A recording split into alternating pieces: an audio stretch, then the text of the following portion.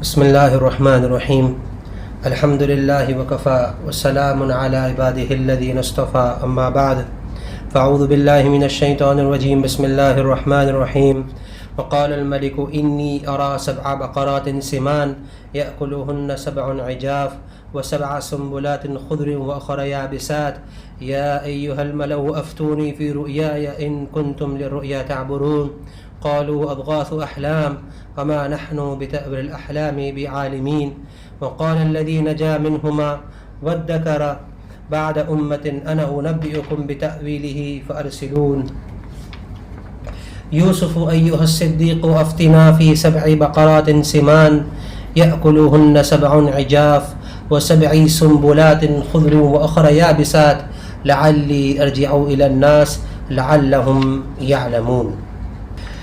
میرے بھائیوں اور دوستوں اور ماؤں بہنوں، یہ یوسف علیہ السلام کی زندگی کا اور ان کی داستان زندگی کا یہ تیسرا مرحلہ چل رہا تھا کہ جس میں یوسف علیہ السلام کو قید میں ڈالا گیا اور یوسف علیہ السلام نے بڑے ہی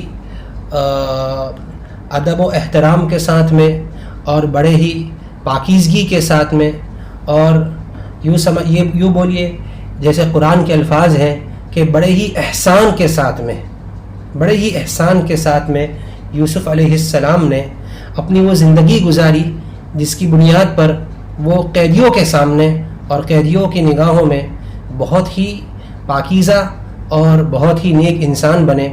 اور پھر آپ نے 2 قیدیوں کو خوابوں کی تعبیر دی جو بعینہ وہ سچ نکلی، اور پھر آپ اللہ تعالیٰ کے نظام قدرت کے تحت آپ کچھ سال تک قید میں بند پڑے رہیں اور کئی سال گزر گئے. بعض روایات کے مطابق 7 سال اور بعض روایات کے مطابق تقریباً 9 سال. قرآن کہتا ہے بضع سنین، کچھ سال. اب وہ بضع کا اطلاق جیسے میں نے پہلے بتایا کہ 3 سے لے کر 9 تک ہوتا ہے، تو اب اللہ ہی جانتے ہیں بعینہ اور یقینی طور پر کتنے سال تھے. البتہ یہ یقینی ہے کہ 3 سال تک کے تو کم سے کم اور زیادہ سے زیادہ 9 سال تک کے یوسف علیہ السلام قید میں تھے. اب جب اللہ رب العزت کو آپ کو قید سے نکالنا تھا تو اللہ رب العزت نے اس کے لیے اسباب بنانے شروع کر دیے. یہ اللہ رب العزت کا نظام ہے. اس بات کو سمجھیے کہ اللہ تعالیٰ قادر مطلق ہیں. اللہ تعالیٰ بغیر سبب کے بھی ہر چیز کر سکتے ہیں. جیسے آدم کو بغیر ماں باپ کے پیدا کیا تو اللہ اس پر قادر ہے. عیسیٰ علیہ السلام کو بغیر باپ کے پیدا کیا، اس پر اللہ قادر ہے. لیکن اللہ کا ایک نظام ہے، اللہ کا ایک نظام قدرت ہے، اللہ کا ایک نظام تکوینی ہے کہ اللہ تعالیٰ ہر چیز کو وجود اسباب کے ساتھ بخشتے ہیں. یہ اللہ کا نظام ہے. اور اس کی وجہ یہ ہے کہ اللہ تعالیٰ بندوں کو آزمانا چاہتے ہیں کہ بندے جب اسباب کے ذریعے سے چیز کا وجود ہوتا ہے تو بندوں کی نظر اور بندوں کی نگاہ اسباب پر جاتی ہے یا مسبب الاسباب پر جاتی ہے. یہ اللہ کو آزمانا ہوتا ہے. تو اللہ تعالیٰ جب کسی امر کا اور کسی چیز کا ارادہ فرماتے ہیں تو اس کے لیے اسباب بنتے چلے جاتے ہیں. تو یوسف علیہ السلام کا وقت آ چکا تھا، اللہ کو قید سے نکالنا تھا، تو اللہ تعالیٰ نے سبب بنانے شروع کر دیے. اور وہ کیا ہوا؟ وہ بادشاہ کا خواب ہوا. عجیب بات ہے، یوسف علیہ السلام کی امتحان اور آزمائش کی ابتدا یہ بھی خوابوں کے ذریعے سے ہوئی کہ انہوں نے خواب دیکھا تھا جس کی وجہ سے بھائیوں نے حسد کیا اور ان کو کنویں میں ڈال دیا.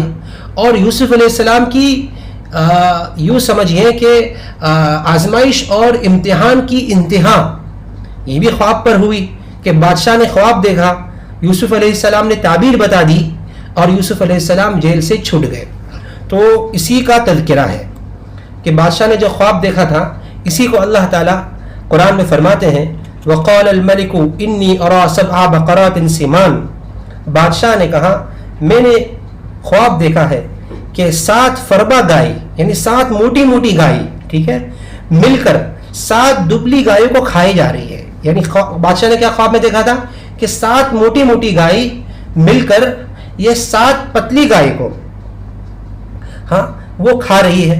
نیز 7 سرسبز بالیاں ہیں اور 7 خشک بالیاں ہیں. یعنی بادشاہ نے کیا دیکھا کہ اچھا میں اس کی وضاحت کر دوں, اصل میں ترجمے میں تھوڑی یہاں پیچیدگی ہے.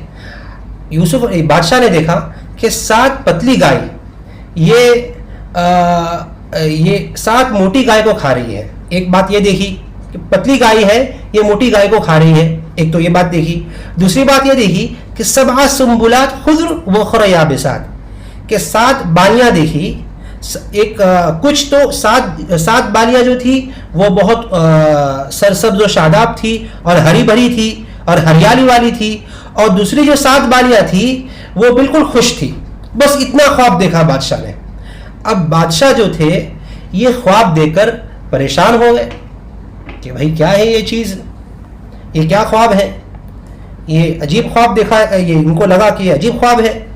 تو پھر اپنے آس پاس میں بیٹھنے والے سرداروں کو کہا یا ایھا الملأ افتونی فی رؤیای ان کنتم للرؤیا تعبرون, اے سرداروں اگر تم لوگ خواب کی تعبیر بیان کرتے ہو تو مجھ کو میرے اس خواب کی تعبیر مجھے بیان کر کے سناؤ.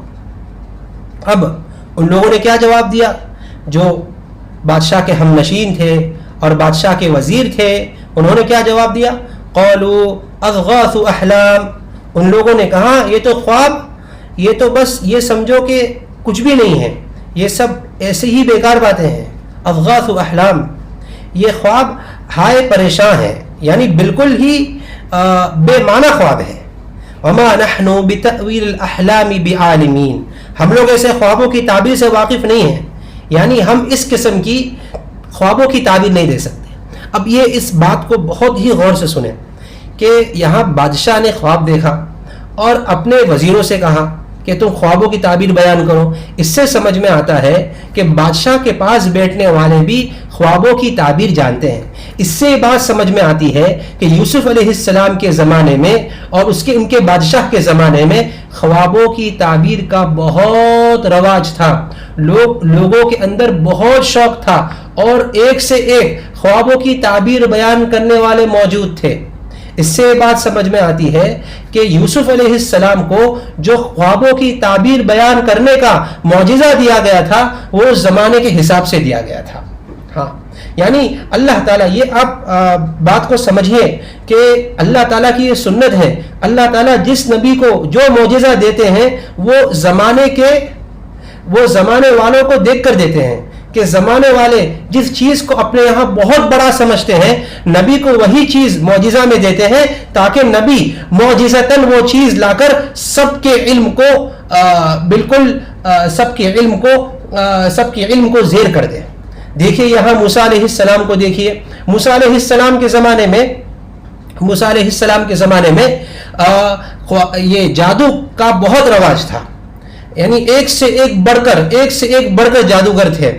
فرعون کے دربار والے بھی جادوگر اور فرعون کے دربار میں رہنے والے بھی اور ان کے پہچان والے بھی جادوگر تھے. یعنی جادوگری کا اور سحر کا اور جادو کا بہت رواج تھا. تو موسیٰ علیہ السلام کو اللہ نے ایسا معجزہ دیا کہ جادوگروں کی گردنیں موسیٰ علیہ السلام کے سامنے جھک گئی اور وہ یقین کر لیے کہ یہ جادو نہیں ہے بلکہ یہ اللہ کی طرف سے ایک معجزہ ہے. اسی طریقے سے عیسیٰ علیہ السلام کے زمانے میں دیکھ لیجئے. عیسیٰ علیہ السلام کے زمانے میں طب کا بہت رواج تھا, عجیب رواج تھا طب کا, یعنی طبی چیزوں کا اور بیمار سے بیمار انسان کو شفا کرنے کا اور اس کو کیور کرنے کا اور اس کو شفایاب کرنے کا یہ عجیب رواج تھا طبی کا, اور ان چیزوں کا طب کا بہت ہی اور ڈاکٹری کا بہت ہی چرچا تھا. اب اللہ تعالیٰ نے عیسیٰ علیہ السلام کو بھیجا اور معجزہ کیا دیا, ایسی چیز معجزے میں دی کہ ایسے بیماروں کو عیسیٰ علیہ السلام نے شفا دی, ایسے بیماروں کو شفا دی کہ اس زمانے کے طبیب اور اس زمانے کا بڑا سے بڑا معالج اور علاج کرنے والا بھی عاجز آ گیا اور یہ کہہ اٹھا کہ یہ تو ایک نبی ہے اور ایک نبی ہی کر سکتا ہے. اسی طریقے سے یوسف علیہ السلام کو دیکھیے کہ یعنی یوسف علیہ السلام کے بادشاہ نے خواب کو دیکھا اور اس زمانے کے جتنے بھی اور بادشاہ کے ظاہر بادشاہ نے اپنے دربار میں ایسے ایسے خواب کے تعبیر بیان کرنے والوں کو رکھا ہوگا کہ جو اچھے سے اچھا خواب اچھے سے اچھے خواب کی تعبیر بیان کر سکتے ہیں، لیکن وہ اس خواب کی تعبیر بیان کرنے سے عاجز آ گئے اس خواب کی تعبیر بیان کرنے سے. انہیں سمجھ میں نہیں آیا کہ یہ خواب کا کیا مطلب ہے. اب یہاں اللہ تعالیٰ نے یوسف علیہ السلام کو خوابوں کی تعبیر کا علم لے کر بھیجا کہ یوسف علیہ السلام کہ وہ عاجز آ گئے اور یوسف علیہ السلام کو اس خواب کی تعبیر پوچھی گئی. یوسف علیہ السلام نے خواب کی تعبیر بیان کی، جس کی وجہ سے سب کا علم عاجز آ گیا اور سب کے علم کو اور سب کی گردنیں اس نبی کے سامنے جھک گئی. تو یہ ہوا کہ جب یہ لوگ عاجز آ گئے تو پھر وقال اللہ تعالیٰ فرماتے ہیں وقال الذي نجا منهما وادكر بعد امة انا انبئكم بتأويله فارسلون. اور ان دو قیدیوں میں سے جس کی رہائی مل گئی تھی، پھر ایک مدت کے بعد اسے یاد آیا، یعنی یوسف علیہ السلام نے جس قیدی کو کہا تھا نا کہ بھائی اذکرنی عند ربک، اپنے آقا کے سامنے میرا تذکرہ کرنا، اب وہ بھول گیا تھا تذکرہ کرنے. سال گزر گئے، 3 سال 5 سال 7 سال گزر گئے، تذکرہ کرنا بھول گیا تھا.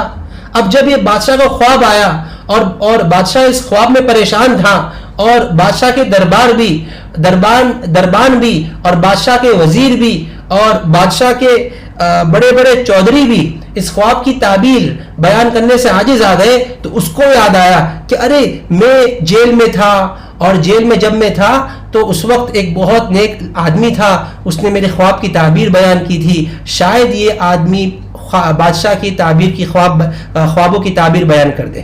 اب اس کو یاد آیا تو وَذَّكَرَ بَعْدَ أُمَّةٍ، ایک مدت کے بعد اسے یاد آیا. اللہ فرماتے تو اس آدمی نے کہا انا انبئکم بتأویلہ، کہ میں آپ کو اس خواب کی تعبیر بتاتا ہوں. بادشاہ سلامت، آپ مجھے جیل خانہ بھیجیے، میں آپ کو یہ خواب کی تعبیر بتاتا ہوں. وہاں ایک نیک آدمی ہے، وہاں میں اس کو پوچھ کر آپ کو خواب کی تعبیر بتاؤں گا. دیکھیے اس سے سبق ملتا ہے کہ یوسف علیہ السلام نے کئی سال پہلے، چاہے وہ 3 سال پہلے ہو 5 سال پہلے ہو، کئی سال پہلے اس آدمی کے ساتھ میں بھلائی کا معاملہ کیا تھا، اس آدمی کے ساتھ میں احسان کا معاملہ کیا تھا. ہاں، اس کو خواب کی تعبیر بتائی، اس کو توحید کی دعوت دی. ہاں، اب جا کر اس کو یاد آیا کہ ہاں یہ اس آدمی نے مجھ پر احسان کیا تھا، اس آدمی نے مجھے اللہ اس کے رسول کی باتیں بتائی تھی، چلو میں اس کو جا کر پوچھتا ہوں. اور پھر یہی پوچھنا اور یہی خواب کی تعبیر بتانا یوسف علیہ السلام کی نجات کا سبب ہوا. معلوم ہوا کہ کیا ہوا احسان کبھی فراموش نہیں کیا جاتا. اللہ اکبر. کیا ہوا، کی ہوئی نیکی کبھی ضائع نہیں جاتی، کیا ہوا احسان کبھی فراموش نہیں ہوتا. انسان کو بھائی اور دوستو احسان کرتے رہنا چاہیے، اچھائی لوگوں کے ساتھ کرتے رہنا چاہیے. جیسا کہ حدیث کے الفاظ ہے کما تدینو تدانو، جیسے تم لوگوں کے ساتھ معاملہ کرو گے تمہارے ساتھ معاملہ کیا جائے گا. یہاں یوسف علیہ السلام نے کئی سال پہلے یہ تعبیر بیان کی، احسان کا معاملہ کیا، تو اب کئی سال بعد اس کو یاد آیا کہ مجھ پر ایک آدمی نے احسان کیا تھا اور وہ خوابوں کا بڑا اچھا تعبیر دینے والا ہے، چلو جا کر اس کو پوچھوں اور بادشاہ کا مسئلہ حل کروں. تو سے سمجھ میں آتا ہے کہ انسان کو بھلائی کرتے رہنا چاہیے، انسان کو اچھائی کرتے رہنا چاہیے. اس بھلائی کا اور اس احسان، اس کے بہت سے واقعات ہیں. مجھے موقع نہیں ہے کہ میں واقعات کو اس مختصر سے وقت میں آپ کے سامنے پیش کروں، کہ بہت سے واقعات ہیں کہ آج ایک آدمی کو آج خالی ایک پانی پلا دیا، ایک آدمی نے ایک کو خالی پانی پلا دیا، کئی سال بعد اس کو اس ایک گلاس پانی کی وجہ سے اللہ نے ایک بہت بڑے خطرے سے اور ایک بہت بڑے مصیبت سے اسے محفوظ کر دیا. یعنی بہت سے واقعات ہیں ہمارے سامنے ایسے. اس لیے انسان کو لوگوں کے ساتھ کبھی بھی بھلائی کے اندر بخل نہیں کرنا چاہیے، لوگوں کے ساتھ میں بھلائی کرنا چاہیے، لوگوں کے ساتھ میں احسان کا معاملہ کرتے رہنا چاہیے. تو یہ ہے کہ انا انبئکم بتأویلہ فارسلون. تو اب یہاں اس کو اجازت مل گئی اور یہ یوسف علیہ السلام کے پاس جیل میں پہنچا خواب کی تعبیر پوچھنے کے لیے.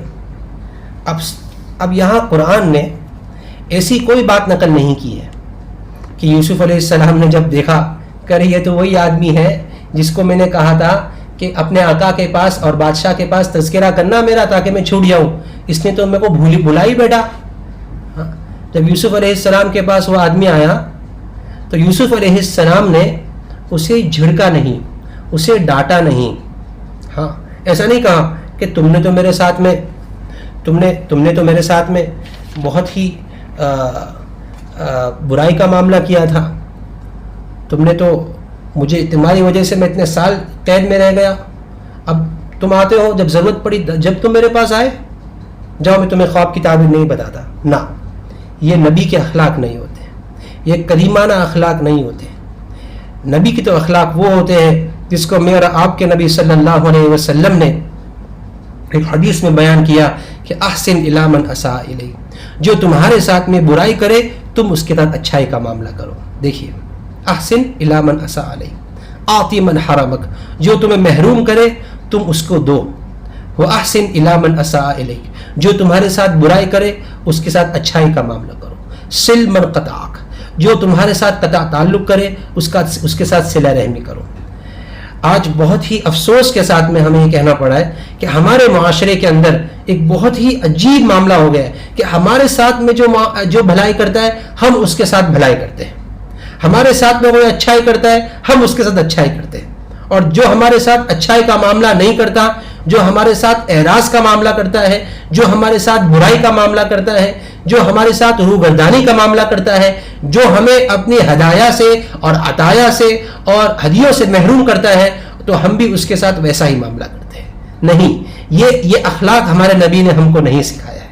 ہمیں نبی نے تو یہ سکھایا اگر تمہیں کوئی نہ دے تم اس کو دو، جو تمہارے ساتھ برائی کا معاملہ کرے تم اس کے ساتھ اچھائی کا معاملہ کرو. یہی یوسف علیہ السلام، اسی وجہ سے تو نبی پاک صلی اللہ علیہ وسلم نے ان کو کریم کہا ہے کہ یہ خود بھی کریم تھے، یہ خود بھی شریف تھے، یہ کریم تھے، کریم کے بیٹے تھے، کریم کے پوتے تھے، کریم کے پرپوتے تھے.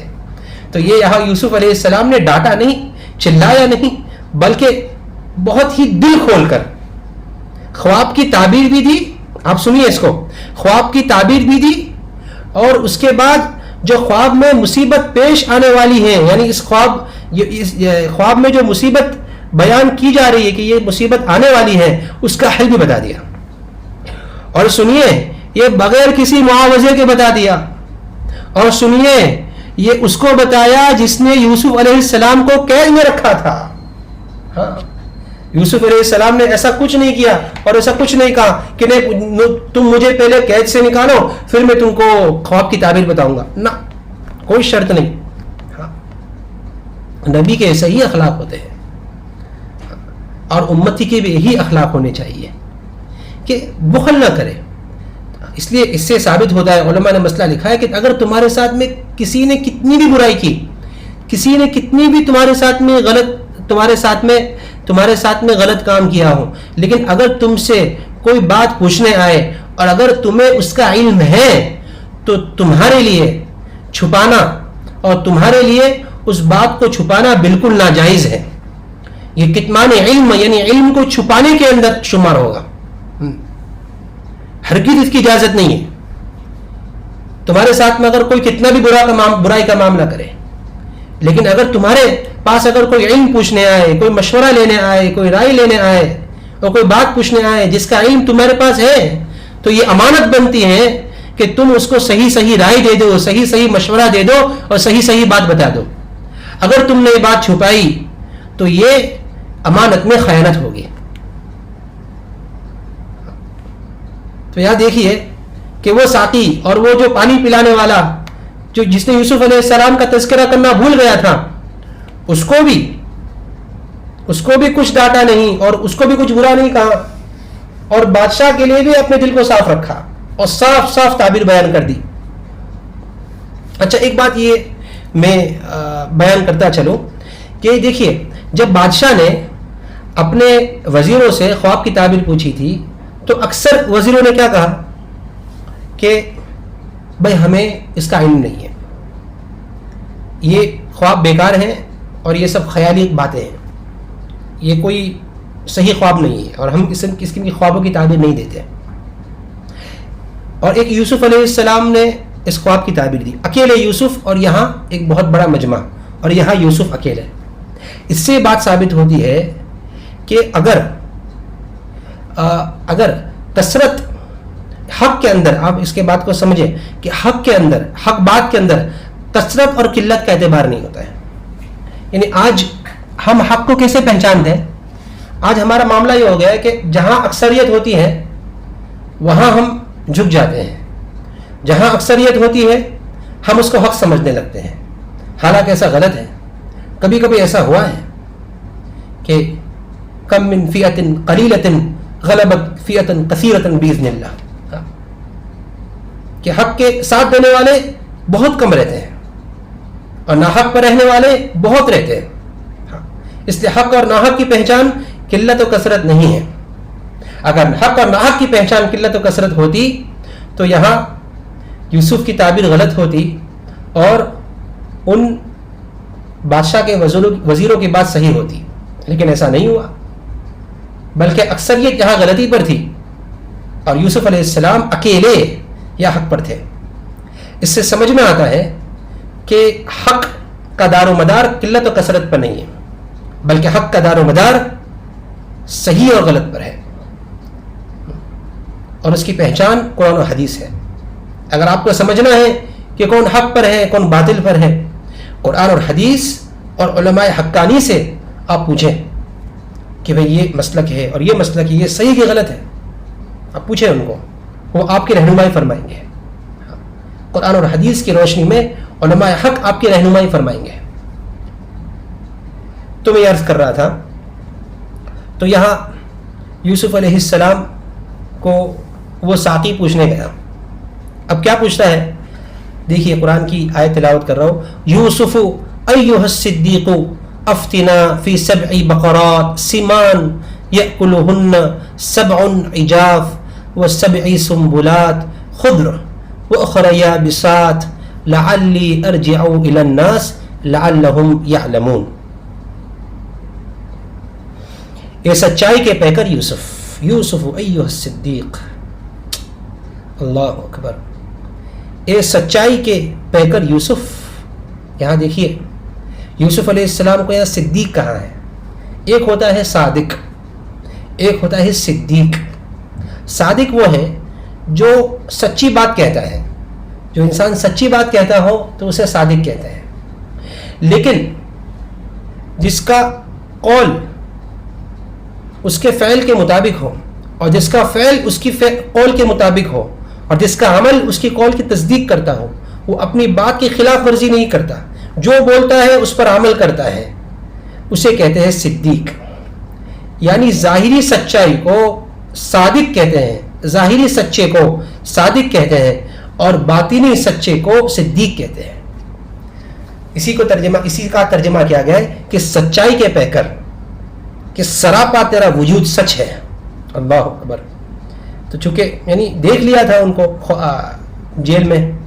تو یوسف ایھا الصدیق، ہمیں اس خواب کی تعبیر بتائیے کہ 7 موٹی گائے ہیں جنہیں 7 دبلی گائے کھا رہی ہیں، نیز 7 سرسبز بالیاں ہیں اور 7 خشک بھی ہیں. بالیاں سمجھتے ہیں نا، یعنی جس میں گیہوں کے دانے رہتے ہیں، خوشے جسے کہتے ہیں، یعنی جس کے اندر گیہوں کے اور اناج اور چاول وغیرہ جس خوشوں میں رہتے ہیں وہ. تو بادشاہ نے 7 ایک دم تر و تازہ خوشے دیکھے اور 7 خشک یعنی سوکھے ہوئے خوشے دیکھے. 7 موٹی موٹی گائے دیکھی اور 7 دبلی پتلی گائے دیکھی، اور یہ دیکھا کہ 7 دبلی پتلی گائے یہ 7 موٹی گائے کو کھا رہی ہے. اب یہ آپ مجھے اس کی تعبیر بتائیے تاکہ میں لوگوں یعنی بادشاہ اور ان کے درباریوں کی طرف واپس جاؤں اور ان کو بتا دوں لعلہم یعلمون، تاکہ ان کو بھی معلوم ہو جائے اس کی تعبیر.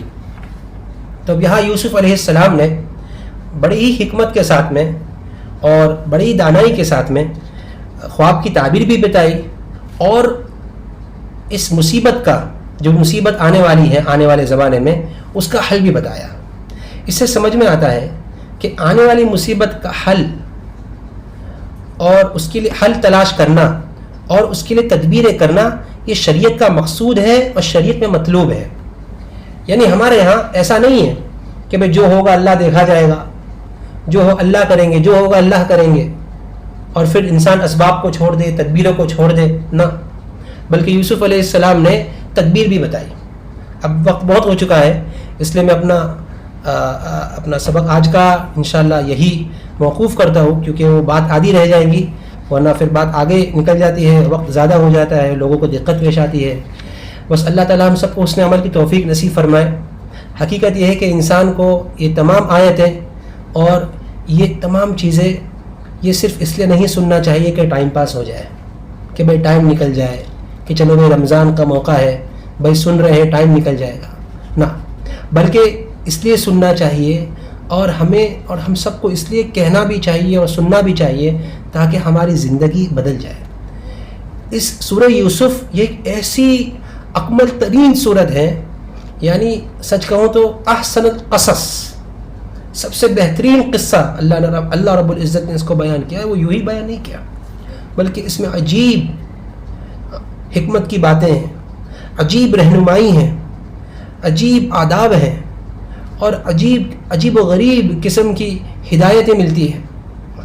اس سے خالی ایک عام فرد نہیں، بلکہ پورا کے پورا ملک، پورے کی پوری سلطنت بھی اس سے رہنمائی حاصل کر سکتی ہے، پوری کی پوری کنٹری بھی اس کے ذریعے سے رہنمائی حاصل کر سکتی ہے. اتنی عظیم الشان صورت اللہ رب العزت نے نازل فرمائی ہے. اس لیے عمل کی نیت سے سنیں، لوگوں تک پہنچانے کی نیت سے سنیں، اللہ سے مانگ کر سنیں کہ اللہ تعالیٰ جو کچھ سن رہے ہیں اللہ تعالیٰ سمجھا بھی دے، اور اللہ تعالیٰ اس پر عمل کرنے کی توفیق نصیب فرمائے. دعا کریں. اللہم لک الحمد کلہ ولک الشکر کلہ وبیدک الخیر کلہ والیک یرجع الامر کلہ علانیتہ وسرہ یا حی یا قیوم یا ارحم الراحمین یا ارحم الراحمین یا ارحم الراحمین. اے اللہ ہمارے گناہ کو معاف فرما، ہمارے خطایا سے درگزر فرما. اے اللہ ہمارے سیئات کو حسنات سے مبدل فرما. اے اللہ ہمارے روزوں کو قبول فرما، ہمارے تراویح کو قبول فرما. اے اللہ ہماری تربیت فرما. اے اللہ ہمیں تقوی نصیب فرما. اے اللہ تو نے رمضان مبارک کا جو مہینہ دیا ہے وہ تقوی کے لیے دیا ہے.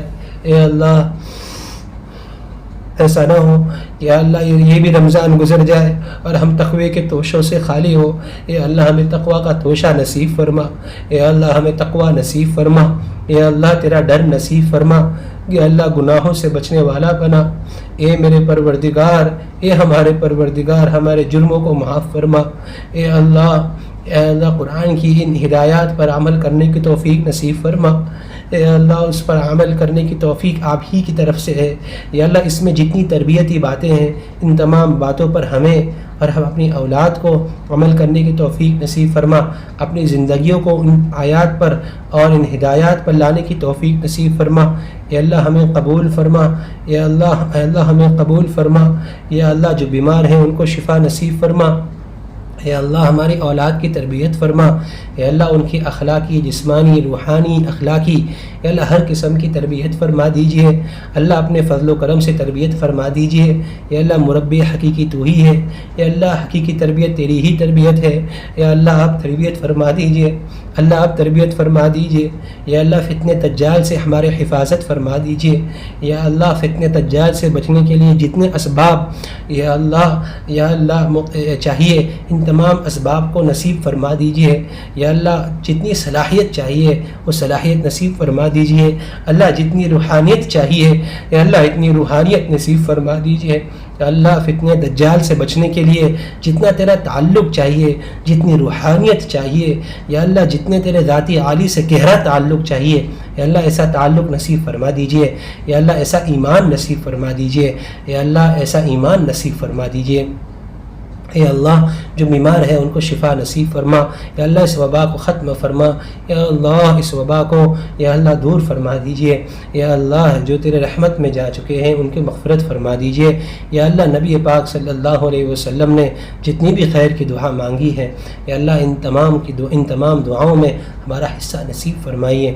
اور جتنی شرور و فتن سے یا اللہ پناہ چاہیے ان تمام شرور و فتن سے ہمارے حفاظت فرمائیے.